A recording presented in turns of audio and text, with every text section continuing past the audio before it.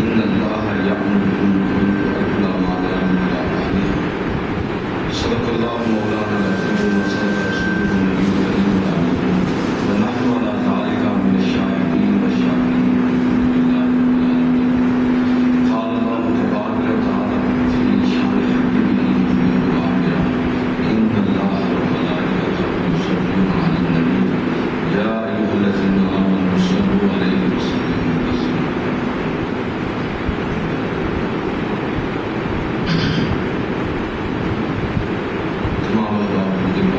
السلام علیکم یا رسول اللہ وعلی آلہ وصحبہ وسلم۔ السلام علیکم یا رسول اللہ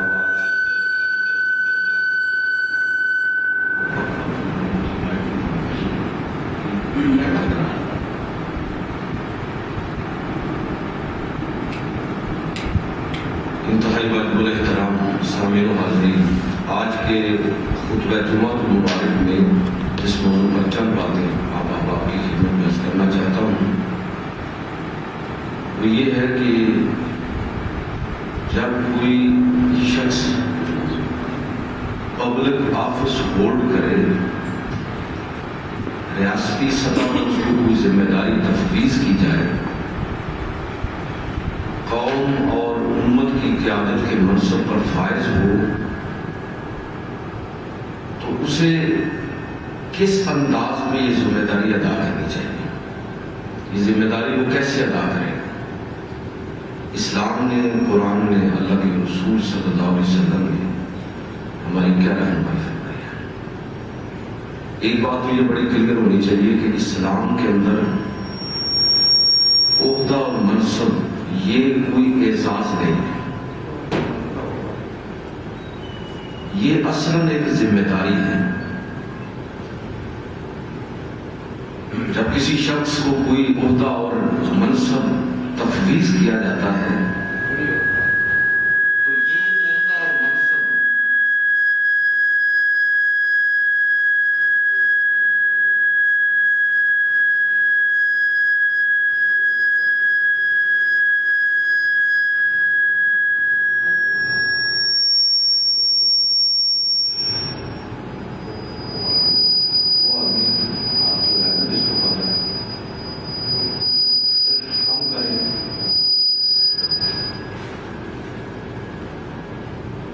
چلے بیٹھیے آپ رہنے تو بس اتنی کافی ہے۔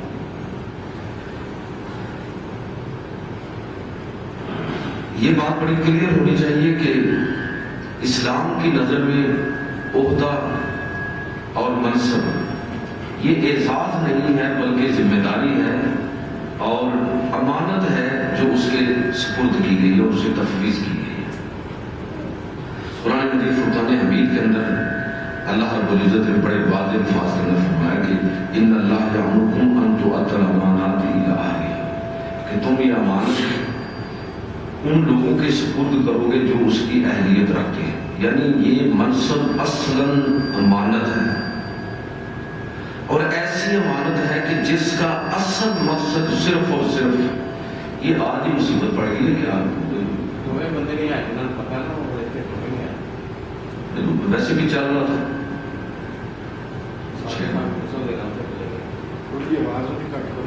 کم کر دیں تھوڑی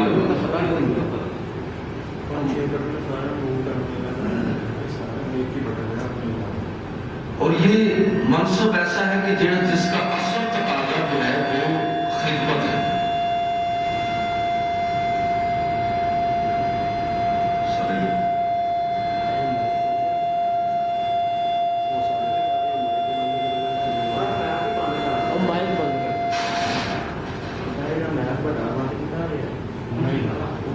بس ٹھیک ہے، آپ چھوڑ دیں، بہت تھوڑی کم کر سکتے ہیں جس بٹن کو آپ نے ہاتھ میں لگایا اور کم کر چلو بس ٹھیک ہے، آواز کم ہو کوئی مسئلہ نہیں، ٹھیک ہے۔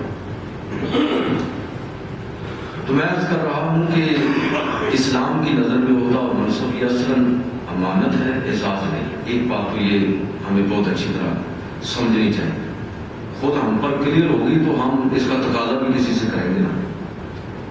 اور دوسری بات یہ ہے کہ یہ امانت بھی ایسی ہے کہ جس کا اصل تقاضا لوگوں کی خدمت کرنا ہے۔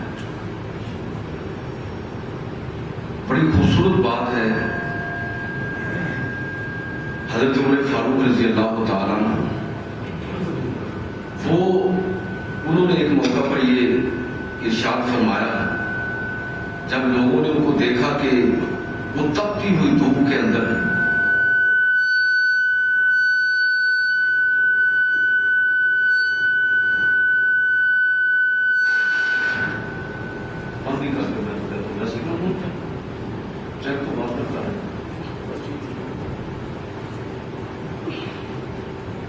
جب انہوں نے لوگوں نے دیکھا کہ وہ بیت المال کے اونٹوں کی تلاش میں نکلے ہوئے ہیں، لوگوں نے دیکھا کہ وہ بیت المال کے اونٹوں کی مالش کر رہے ہیں تیل کے ساتھ. امیر المومنین، عوام کا مال ہے. بیت المال کس کا مال ہے؟ عوام کا مال ہے، لوگوں کا حق ہے.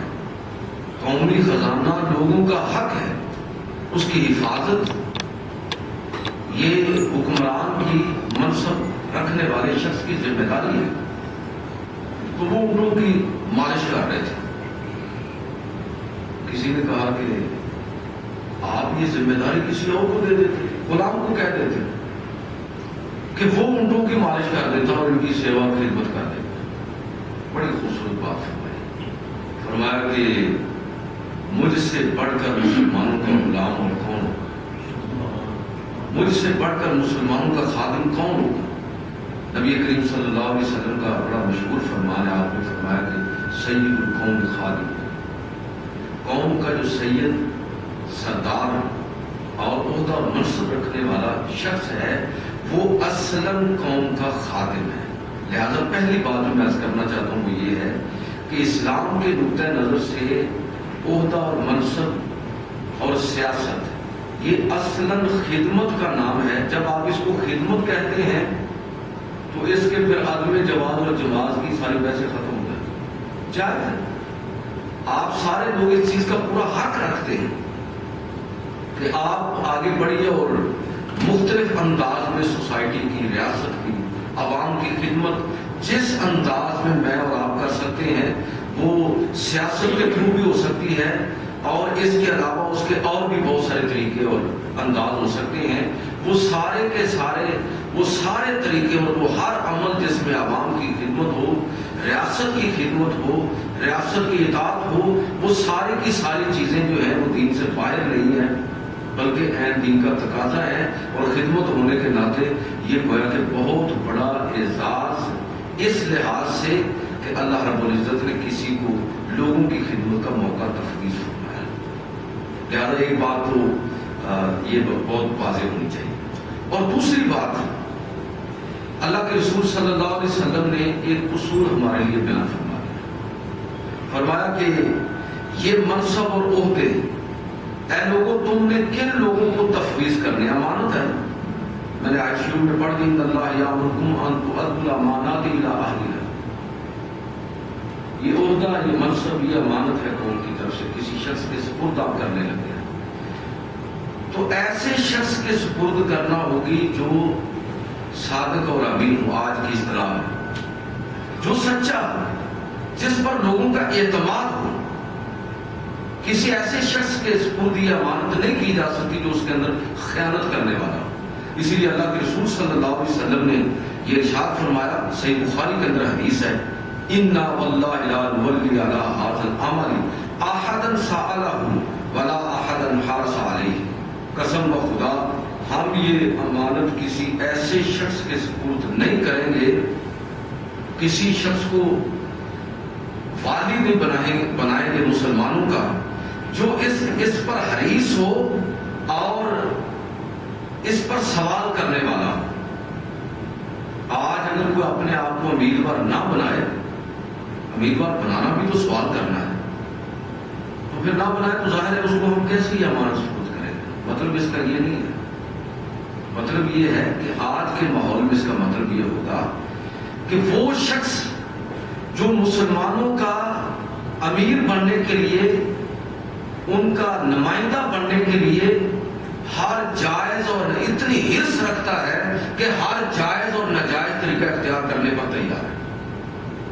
ابھی میں گاؤں گیا ہوا تھا اپنے گاؤں، تو مجھے بتا رہے تھے کہ میں نام نہیں لیتا چونکہ یہ ساری چیزیں آپ میں سے بہت سارے لوگوں کو جانتے بھی ہیں، یہی حلقہ ہے میرا بھی اداری لکھن گاؤں ہے تو حلقہ یہی بات ہے۔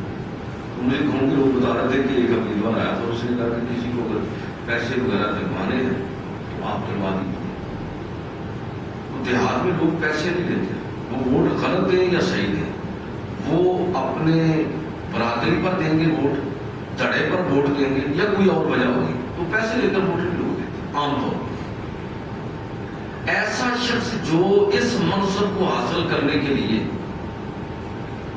ہر جائز اور ناجائز طریقہ اختیار کرنے پر تلا ہوا ہے، اللہ کے رسول صلی اللہ علیہ وسلم نے فرمایا قسم بخدا ہم ایسے شخص کو مسلمانوں کا والی نہیں بنائے، ذمہ دار نہیں بنائے۔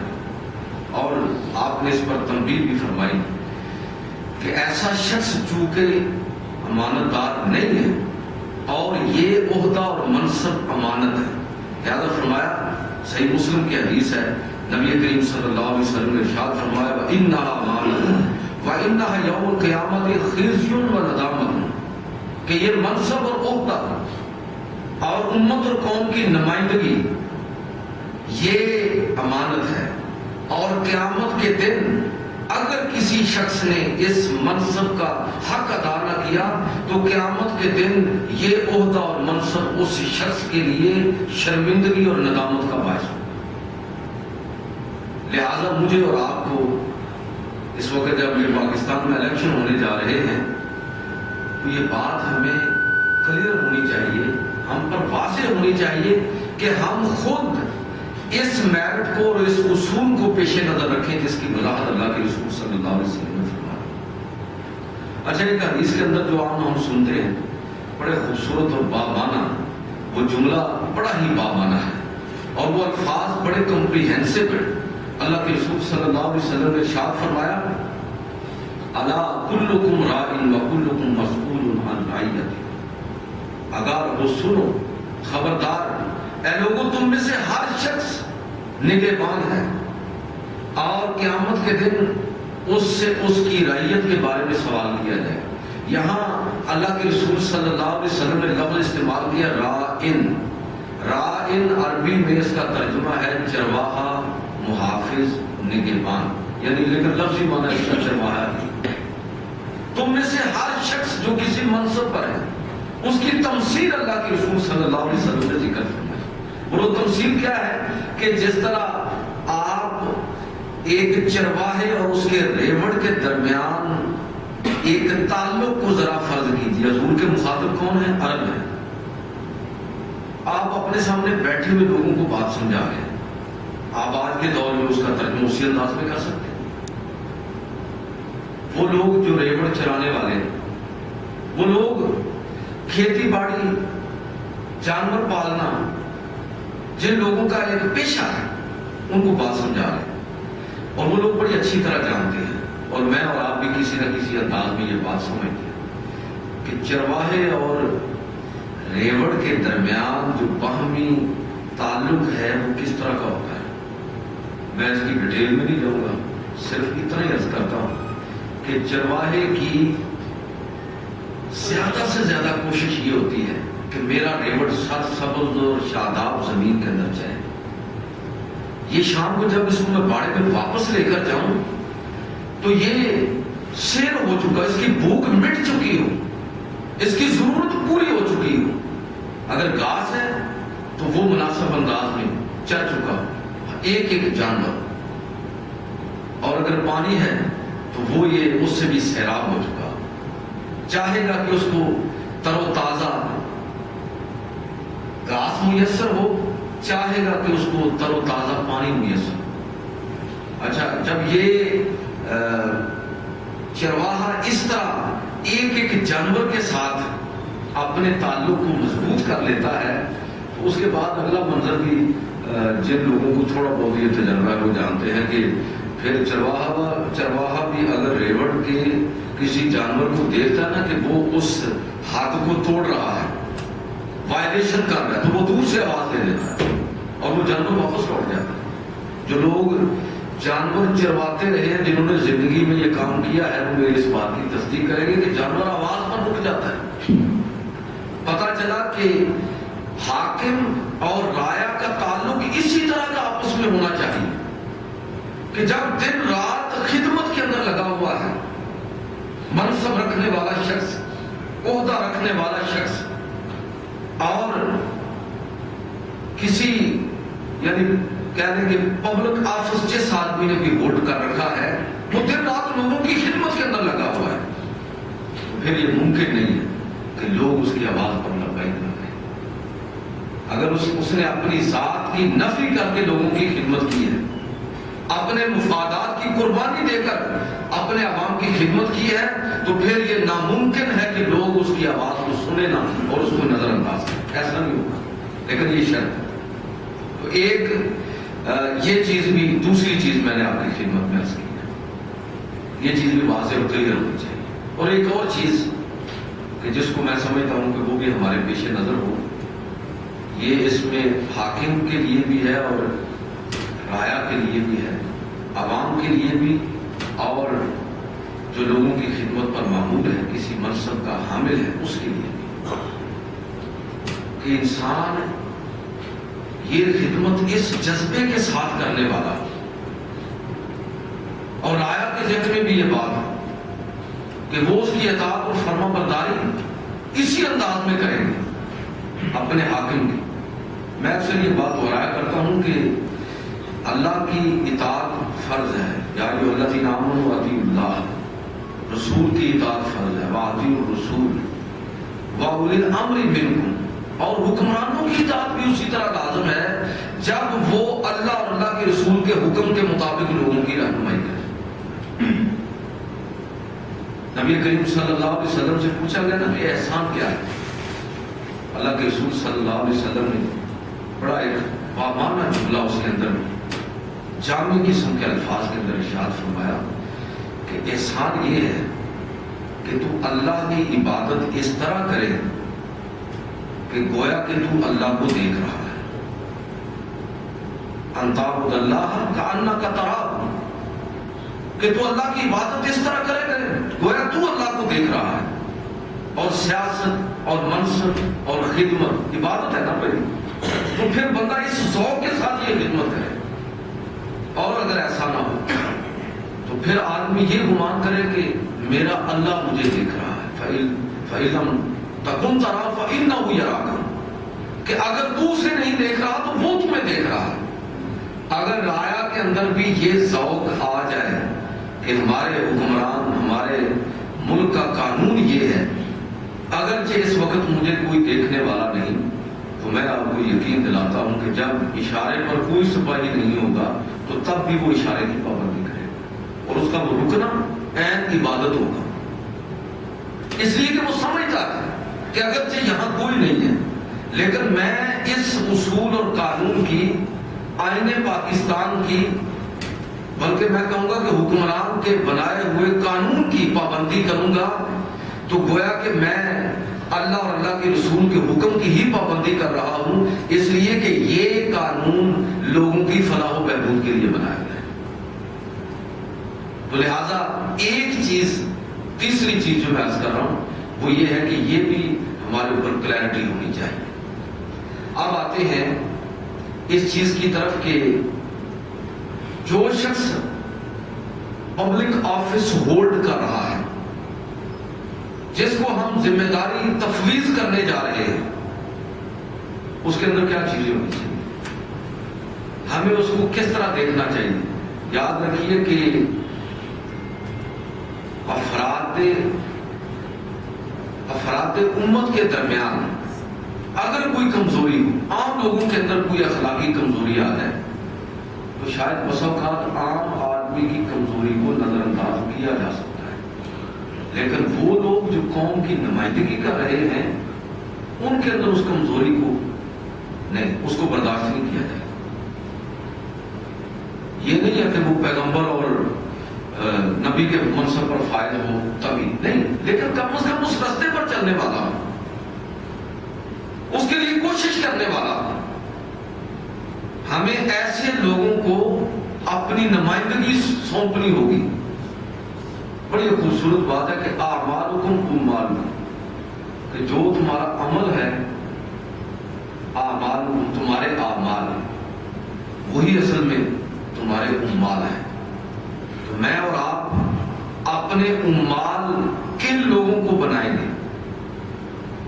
ان لوگوں کو بنائیں گے کہ جو واقعتاً ہی ہمارا تعارف بنے آگے جا کر، ملکی سطح پر، بین الاقوامی سطح پر،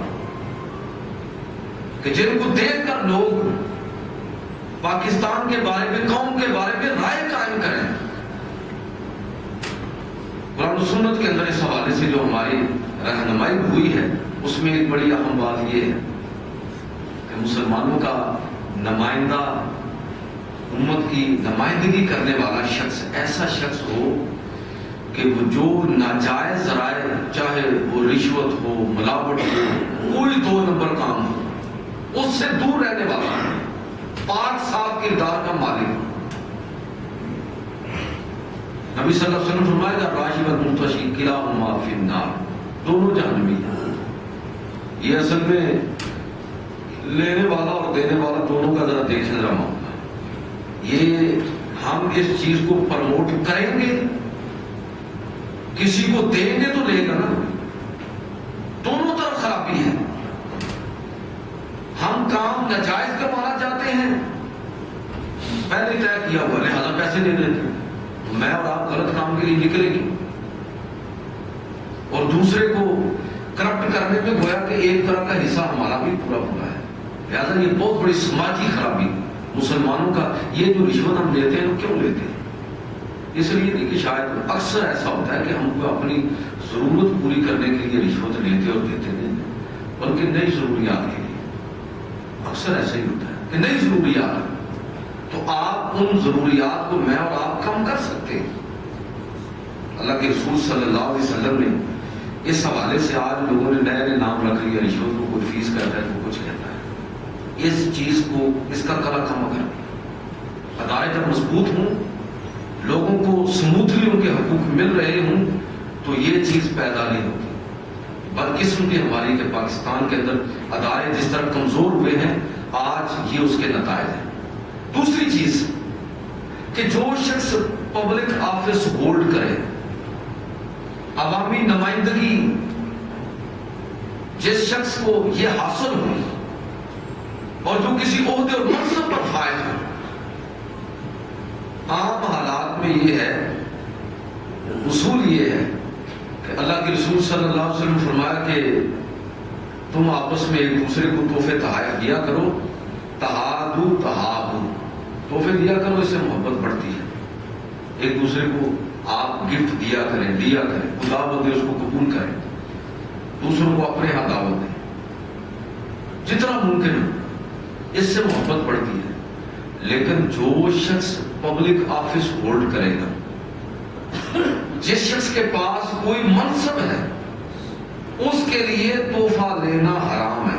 اور میں آپ کو عرض کرتا ہوں کہ لوگوں کی ایسی تکنیک ہے، چھوٹے موٹے عہدے پر میں بھی رہا ہوں، حیران ہوتا ہے آدمی کہ جب لوگوں کو یہ پتا چل جاتا ہے نا کہ یہ آدمی رشوت نہیں لیتا، پھر اس کو کس طرح قابو کرتے ہیں ہم لوگ ہی کرتے ہیں اس کو قابو.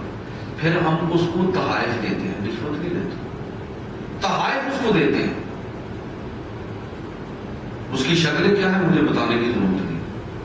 آپ اپنے سارے جتنے بھی ہمارے عہدے داران ہیں، آپ اوپر سے لے کر نیچے تک، ججوں وکلاء تک آ جائیے، صحافیوں تک آ جائیے، اینکر پرسنز تک آ جائیے، ایون کہ علماء تک آ جائیے، سب لوگوں کو دیکھیں کہ رشوت نہیں تو پھر تحائف.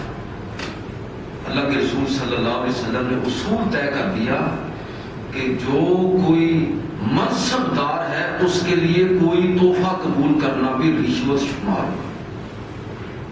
ویسے پاکستان کا قانون یہ ہے کہ اگر کسی عہدیدار کو، وزیر اعظم سے لے کر نیچے تک، اگر سرکاری عہدیدار کو کوئی تحفہ ملے گا تو وہ اس تحفے کو، اگر بین الاقوامی سطح پر کوئی ایسی مجبوری ہوتی ہے کہ تحائف قبول کرنا پڑتے ہیں، تو وہ تحفہ جو ہے وہ بیت المال کے اندر جائے گا، وہ قومی خزانے کے اندر جائے گا، وہ اس کا حق نہیں ہے۔ نبی کریم صلی اللہ علیہ وسلم نے ایک شخص کو ایک قبیلے کی طرف بھیجا کہ زکوٰۃ اکٹھی کرے۔ جب واپس آئے تو سامان 2 ڈھیر لگا دیے مسجد نبوی کے اندر۔ فرمایا کہ کیا ہے؟ فرمایا اللہ کے رسول یہ زکوٰۃ کا مال ہے اور یہ لوگوں نے مجھے تحائف دی۔ یہ صحیح بخاری کے اندر ہے، حدیث کی اکثر کتابوں کے اندر یہ واقعہ موجود ہے۔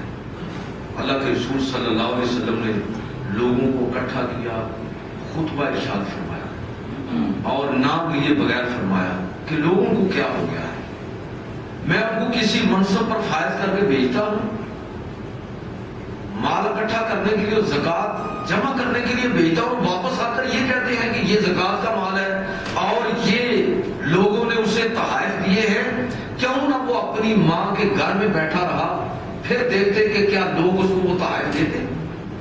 اس کا مطلب یہ ہوا کہ اس کو جو تحفہ مل رہا ہے وہ اس منصب کی وجہ سے مل رہا ہے، لہذا وہ بھی رشوت کے اندر ہی شمار ہوگا۔ اب دیکھیے کہ ہم کس طرف جا رہے ہیں۔ میں ایک بڑی دلچسپ مثال آپ کو پیش کرنا چاہتا ہوں۔ حضرت ابو ہریرہ رضی اللہ تعالیٰ عنہ ایک علاقے کے گورنر بنائے گئے، وہاں انہوں نے گھوڑے وغیرہ پالے، اللہ تعالیٰ نے اس میں کافی برکت عطا فرمائی، مال کافی ہو گیا۔ جب اس عہدے سے فارغ ہو کر واپس مدینہ آئے، حضرت عمر رضی اللہ تعالیٰ کی عادت مبارک تھی کہ وہ جب لوگوں کو کسی منصب پر فائز کرتے تھے تو ان کے اساس سے لکھ لیتے تھے، ان کے اساس سے لکھ لیتے تھے، اور جب کوئی اس سے فارغ ہوتا تو پھر دونوں چیزیں سامنے رکھ کے اس کو ٹیلی کرتے تھے۔ چنانچہ انہوں نے اپنے اس اصول کے مطابق وہ جب ٹیلی کیا، مال بڑھ گیا تھا، فرمایا ابو ہریرہ یہ کہاں سے ہے؟ آپ تصور کر سکتے ہیں کہ ابو ہریرہ نے کوئی بیت المال لوٹا ہوگا، کوئی بددیانتی کی ہوگی۔ عرض کی امیر المومنین، گھوڑوں کی نسل میں اللہ تعالیٰ نے برکت دی۔ آپ نے فرمایا کہ نہیں، اس دوران تم ایک چونکہ ایک عہدے پر متمکن رہے ہو، لہٰذا یہ زائد مال اب تمہارا نہیں ہوگا، اتنا ہی مال رہے گا جتنا اس منصب کو سنبھالنے سے پہلے تھا۔ چنانچہ زائد مال لے کر پکڑا اور بیت المال کے اندر جمع کروا دیا۔ میں کہنا یہ چاہتا ہوں کہ جو اس حوالے سے اسلام کی تربیت ہے وہ یہ ہے کہ پبلک سرونٹ جس نے پبلک آفس ہولڈ کر رکھا ہے اس کے لیے تحفے تحائف یہ عین رشوت شمار ہوں گے۔ میں کہتا ہوں کہ یہ پابندیاں لوگوں کے اندر یہ اویئرنیس آنی چاہیے۔ آج لوگ سوال پوچھ رہے ہیں اور انشاءاللہ ایک وقت آئے گا کہ لوگوں کے اندر اتنی اویئرنیس ہوگی کہ وہ لوگوں سے پوچھیں گے کہ حضرت جب آپ نے پہلا الیکشن لڑا تھا تو آپ کی کل زمین 16 ایکڑ تھی، آج یہ 3000 ایکڑ کے اندر کیسے تبدیل ہو گئی؟ میں کہتا ہوں کہ وہ وقت انشاءاللہ ضرور آئے گا، کوئی مایوسی والی بات ہے۔ آج ہمارے لوگوں سے پوچھا جاتا ہے نا کہ ووٹ کیوں دیتے ہیں، تو کہتے ہیں جی انہوں نے ہماری گلی بنوائی تھی، انہوں نے ہماری سڑک بنوائی تھی۔ کیا کسی نے اپنے باپ کے پیسے سے بنوائی ہے؟ یہ کوئی میرٹ ہے ووٹ دینے کا؟ کسی کو پرکھنے کا یہ کوئی میرٹ ہے؟ دیکھ رہے ہیں میرے بچے کی ذات کے بارے میں نہیں، ملک اور ملت کے بارے میں نہیں سوچوں گا، اس وقت تک تبدیلی آنے والی نہیں ہے۔ پاکستان اس وقت تبدیل ہوگا جب میں اور آپ تبدیل ہوں گے۔ حکمرانوں کے تبدیل ہونے سے پاکستان تبدیل نہیں ہوگا۔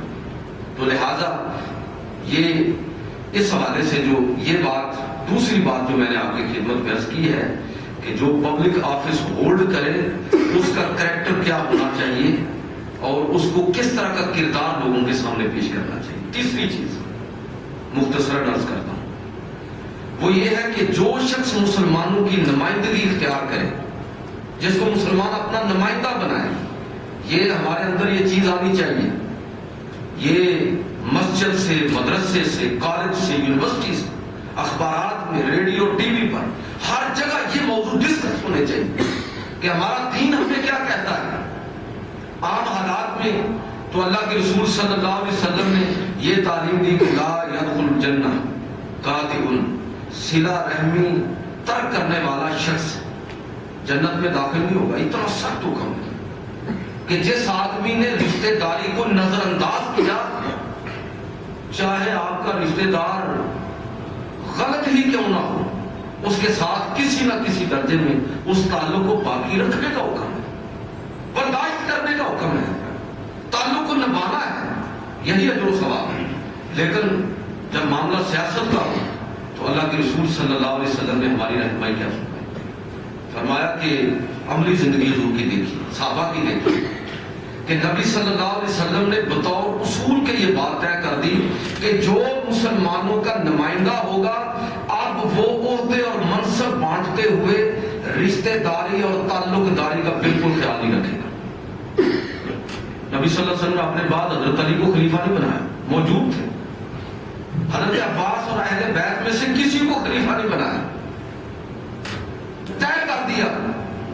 اور حضرت عمر فاروق رضی اللہ تعالیٰ عنہ کو جب خنجر لگا اور بچنے کی امید نہ رہی تو لوگوں نے کہا بھی کہ آپ اپنے بعد اپنے بیٹے کو نامزد کرتے ہیں. عبداللہ ابن عمر کو بڑے پائے کے ساتھ صاحب علم ہے، صاحب کردار ہے، قرآن و سنت پر حاوی ہے، لیکن اس کے باوجود حضرت عمر فاروق رضی اللہ تعالیٰ عنہ نے انکار کر دیا اور 6 لوگوں کی کمیٹی بنائی اور اس میں عبداللہ ابن عمر کو نہیں رکھا.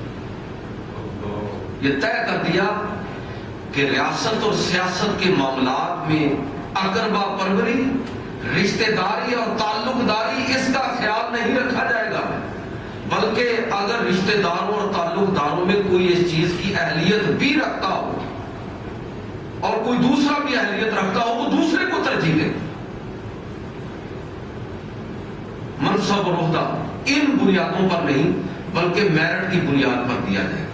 حضرت عمر فاروق رضی اللہ تعالیٰ عنہ نے، حضرت ابوبکر صدیق رضی اللہ تعالیٰ عنہ نے جب یزید بن ابی سفیان کو شام کے علاقے کی طرف گورنر بنا کے بھیجا، ایک بڑی زبردست نصیحت ان کو فرمایا کہ یزید بن ابی سفیان خاندان بنو امیہ کے چشم و چراغ ہے، حضرت ابو سفیان کے بیٹے.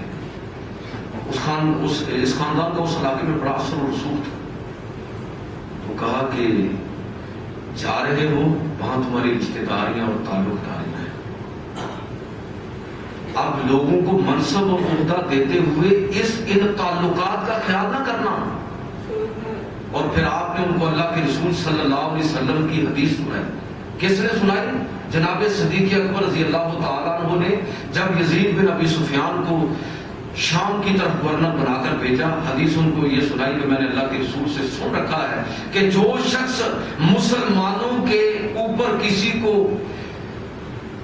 عہدہ اور منصب اپنی قرابت داری پر دیتا ہے اس پر خدا کی لعنت، اس پر خدا کی لعنت.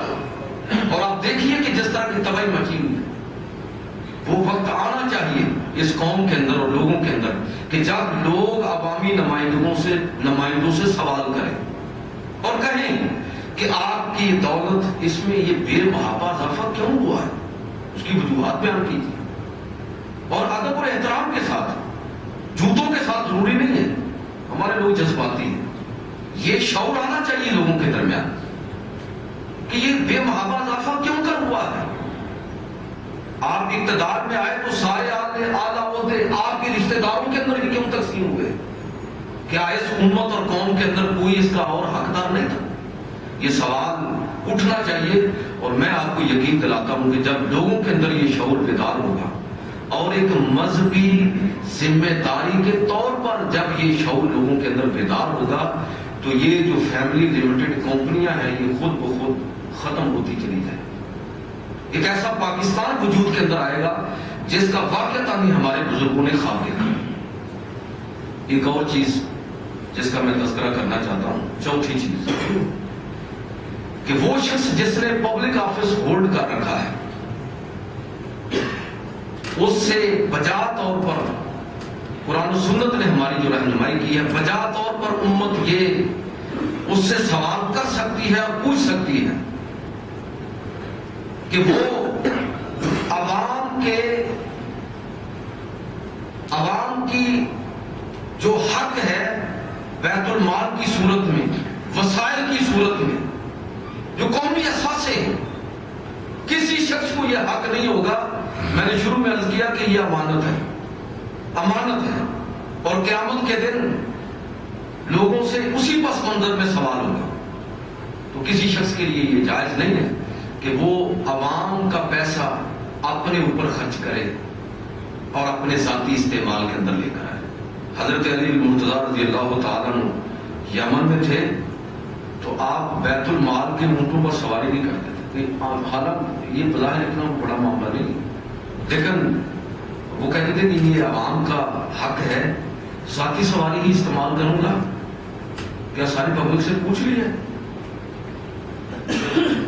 آج تک جس طرح گاڑی سرکاری گاڑیاں وسائل استعمال ہوتے ہیں آپ کے سامنے عمر بن عبدالعزیز رضی اللہ تعالیٰ عنہ جو سرکاری اونٹوں پر سواری کرنے والوں سے باقاعدہ کرایہ وصول کرتے تھے، حضرت عمر بن عبدالعزیز رضی اللہ تعالیٰ عنہ، اور انہی کے بارے میں آتا ہے کہ وہ جب اپنا ذاتی کام کرتے تھے اور جب سرکاری کام کرتے تھے، سرکاری کام کرتے تو بیت المال کا دیا الگ رکھا ہے وہ استعمال کرتے تھے، اور جب وہ بات ختم ہو جاتی تو دیا بجا کے اپنا جلا لیتے تھے۔ یہ لوگ ہیں، رول ماڈل یہ ہے۔ میں کہتا ہوں اس درجے پہ تقوی مان لیتے ہیں کہ آج کے دور میں ممکن نہیں ہے، لیکن کسی نہ کسی درجے میں تو ہونا چاہیے کہ نہیں ہونا چاہیے،